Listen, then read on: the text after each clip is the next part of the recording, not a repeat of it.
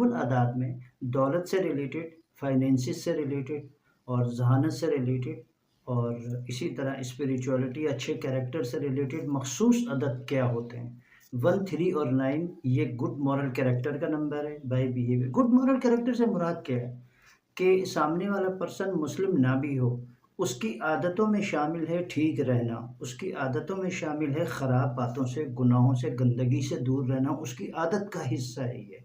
1, 3 और 9 सोल और pure energy by behaviour feeling होती है इंटरनली और एक्सटर्नली बाय बिहेवियर। डिजिट 2, 4 और 8 ये फाइनेंसिस की तरफ ज़्यादा रुझान इनका पाया जाता है। 2 और 8 वालों से बहुत एहतियात करनी चाहिए, नहीं तो बहुत बड़ी मुश्किल में लोग फंस जाते हैं। 2 और 8 और 4 जो है ये फाइनेंसिस से रिलेटेड हैं। ओवरऑल 5, 6 और 7 ये जहन और जहानत से रिलेटेड है। ज़ेर ज़बर पेश मैंने पिछले भी कुछ शोज़ में ये डिस्कस किया था, आप लोगों में से कुछ लोग समझे और कुछ लोगों की समझ में शायद कुछ अधूरी बात रह गई, कुछ इनकम्प्लीट रह गई कोई बात। देखिए एक चीज़ समझ लें, ज़ेर ज़बर और पेश से मुराद ये है कि जब भी आप किसी के करीब हो या कोई आपके करीब करे तो ठीक है, बाकी भी वजूहात होती है नेचर के बनने की। बुनियादी तौर पर हर जगह पर इम्पोर्टेंट हमारा नाम होता है, इस चीज़ को समझ लें। हमारा नेम तो अक्सर सबके ठीक है, अरबिक नेम है अपने, मुस्लिम आबादी ज़्यादा है यहाँ पर, लेकिन जब इंग्लिश की कन्वर्जन हम करते हैं, इंग्लिश अल्फ़ाबेट में उसको हम लिखते हैं तो वो कुछ और नंबर बन जाता है। और अरबिक और उर्दू वाला नाम वो तो बहुत ब्लेसिंग का रहता है, लेकिन डॉक्यूमेंटेशन में लिखने में हर जगह पर भी पेपर वर्क में इंग्लिश नेम यूज़ होता है। इसलिए इंग्लिश नेम हमेशा बैलेंस होना चाहिए या बैलेंस किया जा सकता है। कैसे? आसान बता रहा हूँ आपको। यानी पूरे हुरूफ अगर आपके ताक नंबर है तो इंग्लिश अल्फ़ाबेट भी ताक नंबर होने चाहिए। टोटल 1 हो, टोटल 3 हो, टोटल 5 हो, टोटल 7 हो या टोटल 9 हो, अल्फ़ाबेट लेटर्स या हुरूफ जिसको बोलते हैं।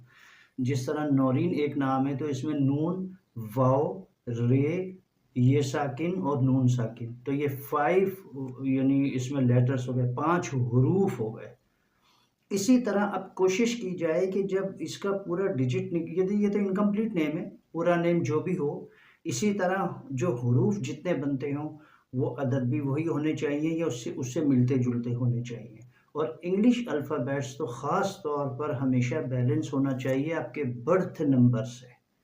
निक नेम नहीं होना चाहिए, नेम एक ही होना चाहिए और बर्थ डेट को चेंज नहीं करना चाहिए, नहीं तो तलाक और खुला ज़्यादातर उन गर्ल्स को मिलती है जिनकी तारीख़ पैदाइश चेंज होती है। आई एम सॉरी, ये एजुकेशन की बात है, इसे ज़रा खुले जहन से लीजिएगा, क्योंकि आपको यूनिवर्सल गॉड ने जो खूबसूरत और ब्लेसिंग की कंप्लीट एक डेस्टिनी देकर भेजा था, आपका पैदाइश का नंबर, पैदाइश का वक्त जो भी था आपका, आपने क्या किया या फैमिली ने क्या किया कि उसको, यानी अगर आप 4 को आपकी बर्थ हुई है 5 लिख दिया वहाँ पर, या 8 लिख दिया या 9 लिख दिया, क्योंकि ना आप 5 है, ना आप 8 है, ना आप 9 है, तो सारी ज़िंदगी आर्टिफिशियल डेस्टिनी बनी रहती है।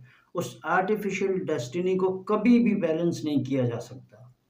उसका ही एक हिस्सा फिर तलाक भी है और फिर खुला भी उसी में आती है, या इसी तरह की और भी कोई हडल्स या प्रॉब्लम्स आती हैं। गर्ल्स की या फीमेल की बात हो रही है, क्योंकि बहुत ज़्यादा ये सवालात किए गए थे कि क्या कोई ऐसी पॉसिबिलिटी है कि अगर किसी के नाम में नेगेटिविटी हो तो हम उसको बैलेंस कर सकते हैं? बिल्कुल कर सकते हैं। अच्छा, मिसाल के तौर पर अगर नाज़रीन आप में से बहुत से लोगों को तारीख़ पैदाइश नहीं मालूम, कोई परेशानी की बात नहीं है।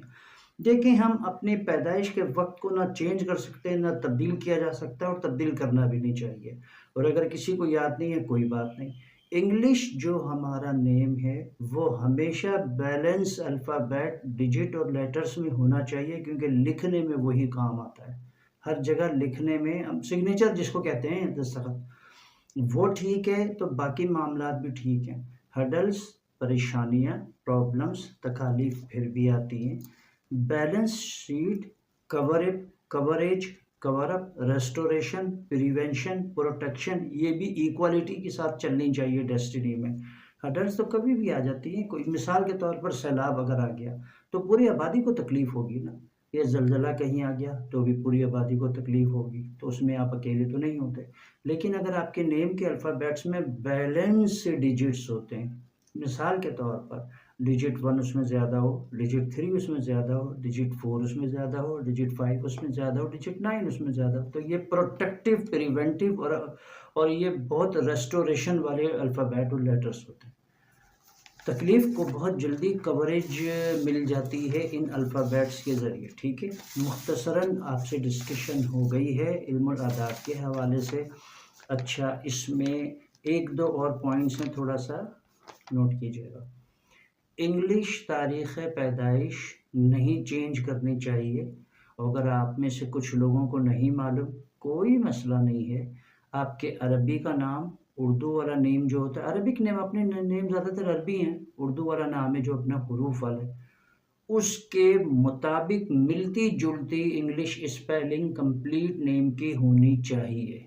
अगर आपको तारीख़ पैदाइश मालूम नहीं है, कोई बात नहीं, अगर मालूम नहीं है, कोई परेशानी की बात नहीं है। लेकिन अब जो भी बेबीज़ हों, तो कोशिश की जाए कि जो बर्थ की डेट, टाइम, दिन और वक़्त है, वो चेंज ना किया जाए कभी भी।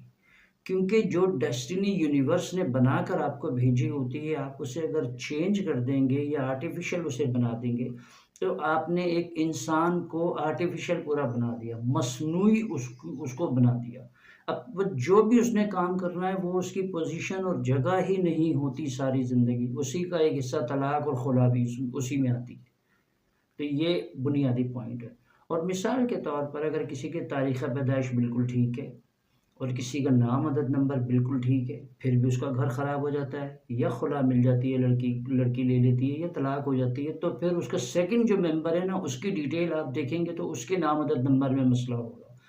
मिसाल के तौर पर उसके सेकंड मेंबर का डिजिट 2 हो सकता है, देखिएगा कभी 7 हो या 8 होगा।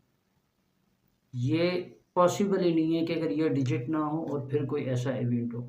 मतलब ये एक एजुकेशन की बात है, ठीक है नाज़रीन। यहाँ तक हो गया। अब यहाँ पर आपसे लेते हैं वक्फा।